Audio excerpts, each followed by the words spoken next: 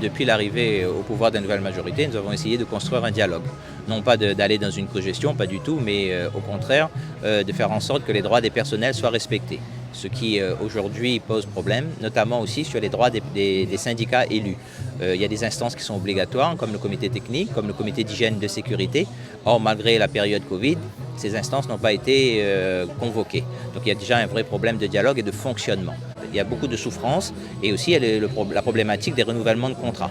Donc la présidente met en avant le rapport de la Chambre régionale des comptes qui dit qu'il y a un excès de personnel et donc on n'a plus d'argent. Malheureusement, donc ça à la rigueur on peut l'entendre, mais sauf que le discours ne tient pas puisque ces personnels qui ne sont pas renouvelés, c'est la collectivité qui leur paiera leurs assédiques, mais en même temps, de l'autre côté, ils sont en train de renouveler, de prendre d'autres contrats, des nouveaux contrats. Donc on ne peut pas d'un côté dire on n'a plus d'argent pour prendre des contrats, mais de l'autre côté on vire des personnes, des pères, des mères de famille qui sont là depuis 4 ans, 5 ans, 6 ans, et puis d'en reprendre d'autres. Donc c'est juste à un moment donné, il y a une politique de précarisation. Après, il y a un point qui est très important aussi.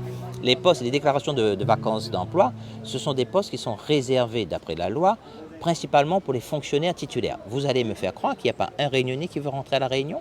Il y a 110 postes de proposer, qu'il n'y a pas un métropolitain qui s'est dit tiens, mais je vais demander ma mutation pour venir sur une île. Donc on voit bien que là, il n'y a pas de transparence.